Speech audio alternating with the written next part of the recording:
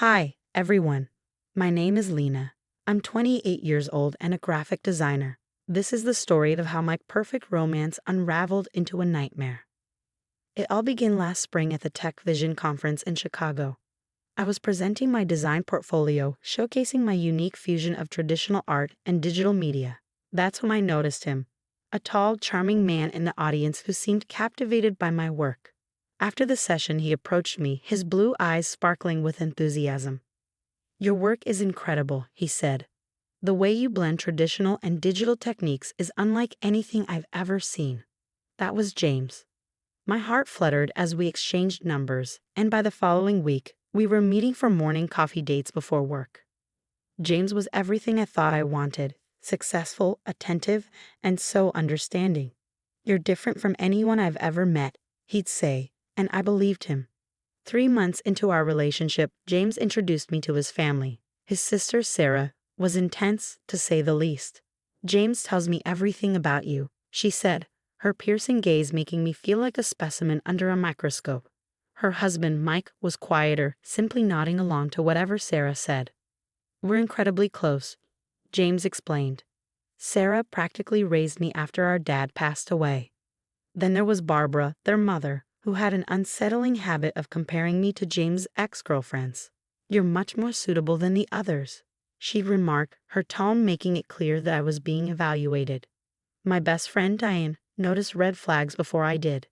"Don't you think it's strange how he checks your location so often?" she asked over coffee one day. "He's just protective," I replied, brushing off her concerns. "He worries about me." But things took a darker turn as time went on. James proposed after a year of dating, and the wedding, well, it was everything Sarah wanted it to be. Looking back, I realize now how much control she had over every detail of our lives. "We should live closer to Sarah," James suggested shortly after the honeymoon. "She knows all the best neighborhoods and schools." Even when I planned a simple dinner with Diane, James would find a way to dissuade me. "Baby, you've been so tired lately. Why don't we just stay in? Besides, Sarah's coming over."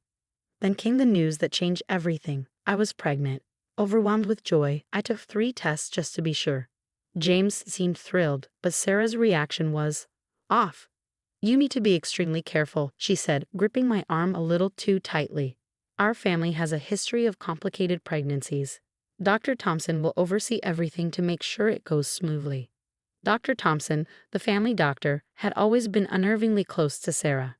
I'd even caught them holding hands once when they thought no one was looking. But I was too excited about the baby to dwell on it, too blind to notice the exchanged glances or how James' reassuring words felt hollow. "We'll take really good care of you," James said, his smile not quite reaching his eyes. "You won't have to worry about a thing." Things spiraled further when Sarah received devastating news: she was infertile. I overheard her crying in the kitchen one morning, confiding in Dr. Thompson. "It's not fair," she sobbed. "I'll never have my own baby." After that, Sarah became obsessed with my pregnancy. She'd show up unannounced, placing her hands on my belly without asking. "This baby will be so special to our family," she'd whisper with an unsettling intensity. James's behavior shifted too. One morning, he took my phone while I was in the shower. "The radiation isn't good for the baby," he said when I protested. "Dr. Thompson agrees. We'll get you a landline instead." Then came my work. "Honey, about your job," James began cautiously. "Dr. Thompson thinks the stress could harm the baby. You don't need to work. We can afford for you to stay home." Bit by bit, my world grew smaller, until I could barely recognize the life I once had. If only I had realized sooner what they meant by taking care of me. "But I love my job," I argued. "I need to talk to Diane about all this." James's face darkened. "Diane doesn't understand our family dynamics. Besides, Dr. Thompson strongly recommends limiting outside contact to prevent infections." Dr. Thompson backed him up, as always, with medical jargon I couldn't refute.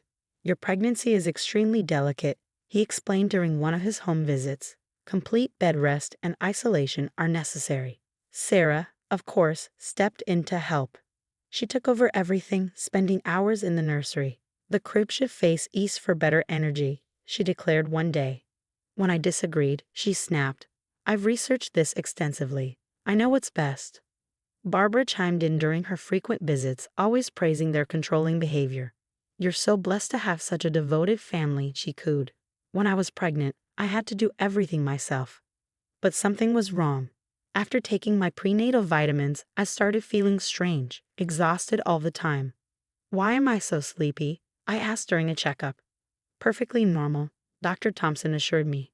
"Pregnancy affects everyone differently." Then, one morning, I overheard a whispered conversation between Sarah and James outside my bedroom door. "The nursery at my house is almost ready," Sarah said softly. "Are you sure about this?" James sounded hesitant. "It's for the best. She's clearly not stable enough to handle motherhood." My blood ran cold. I felt trapped in my own home. Security cameras appeared for my safety. The windows were child-locked to prevent accidents. Even my food was strictly monitored. "Everything must be organic and prepared properly," Sarah insisted, throwing away snacks I'd hidden. When I tried to make a call on the landline, I discovered it was rigged to connect only to family. "See how much we care about you," Barbara said smugly. Most women would kill for this kind of attention. The drowsiness worsened. Sometimes, I'd wake up without remembering falling asleep, only to find Sarah hovering over me, measuring my belly or rummaging through my belongings. "Just checking on my favorite sister-in-law," she'd say with a saccharine smile. I knew something was terribly wrong, but in my drugged state, I could barely think straight. I needed help, but who could I trust when my entire world had become a carefully constructed prison? Then, during one of Sarah's obsessive cleaning sessions, she got called away for an emergency at work. In her haste, she left behind her designer bag, something she always kept close.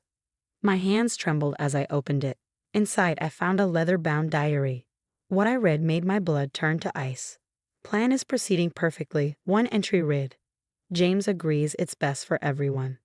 After the birth, we'll prove she's unstable. Dr. T will testify about her paranoid behavior and depression. The baby will be safer with me." Another entry detailed fabricated symptoms, dates, and even photos of a psychiatric facility they had already chosen. "Met with Dr. Thompson today. He'll adjust her medical records to show a history of mental instability. Cost us a pretty penny, but worth it. He's always had a soft spot for me." The sound of a car pulling up jolted me. I quickly returned the diary and rushed back to bed. Moments later, Sarah burst in, her smile as fake as ever. "Sorry about that emergency. Now, where were we with the nursery plans?" I pretended everything was normal, even as my world crumbled around me. The next day, during Barbara's usual 15-minute bathroom break, I heard a faint tap at my window. "Diane?" I whispered, barely believing my eyes. She slipped inside. "I've been watching the house for weeks," she said. "I knew something was wrong when you stopped answering calls." Diane had brought a burner phone and tiny cameras. "We need proof," she said, planting them around the house, especially in the kitchen where my food and vitamins were prepared. That night, the cameras captured James crushing pills into my prenatal vitamins while Sarah supervised. "Mom's got the paperwork ready," James said. "After the birth, everything needs to move quickly. Dr. Thompson says we can claim postpartum psychosis," Sarah replied. "No one will question it." Through the burner phone, Diane helped me gather more evidence. We recorded conversations, documented my confinement, and photographed the tampered vitamins. "They're using benzodiazepines," Diane revealed after sneaking a sample to her pharmacist friend. "That's why you're always drowsy." The deeper we dug, the darker it got. Barbara had been feeding my family lies, telling them I needed space during a difficult pregnancy. But now I had a lifeline, and with Diane by my side, I vowed to expose the truth and reclaim my life, no matter the cost. Dr. Thompson had an entire file of falsified medical records prepared.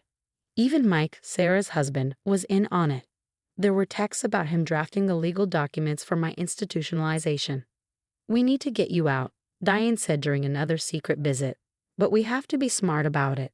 They're all in on this. Sarah, James, your mother-in-law, even the doctor." I rubbed my growing belly, feeling the baby kick. "They want to steal my baby," I whispered. "My own husband. How could he do this?" "Don't worry." Diane squeezed my hand, her voice firm. "I've got a plan, but we'll only get one shot at this." We waited until their weekly family breakfast, an hours-long tradition at Sarah's house where they gathered to discuss their sinister plans for my baby. The irony wasn't lost on me as Diane whispered, "They're all there. The security camera confirms it. Let's move." My hands trembled as we drove to Mount Sinai Hospital. The new doctors were horrified by my test results. "These drug levels," the emergency physician said, shaking his head as he documented everything. "Someone has been systematically sedating you. This is criminal." I called Anna, my old college roommate turned investigative journalist. When she saw the evidence, she said, "This is bigger than a family dispute. This is a scandal." The story broke like a tsunami. The headline read, "Prominent Doctor and Family's Sinister Plot to Steal Unborn Child." National news stations picked it up, but that was just the beginning.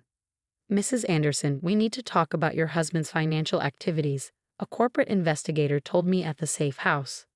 It turned out James had been embezzling company funds for years, funneling money into Sarah's endless IVF treatments. He's stolen nearly $500,000, the investigator explained. "We're pressing charges." Sarah's world imploded next.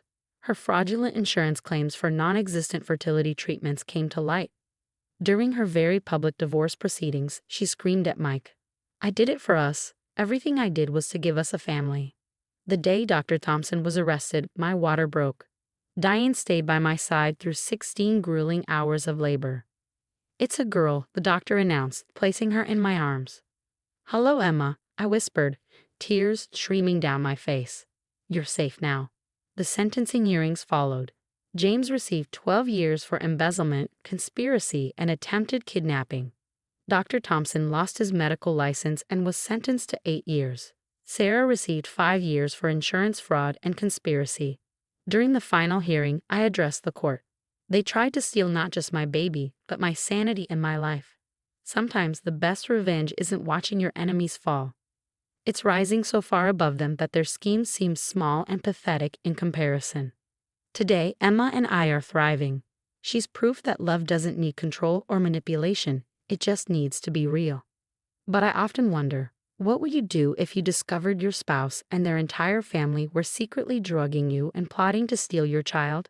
Would you expose them immediately, risking that they destroy the evidence, or would you gather proof first, even if it meant enduring more abuse?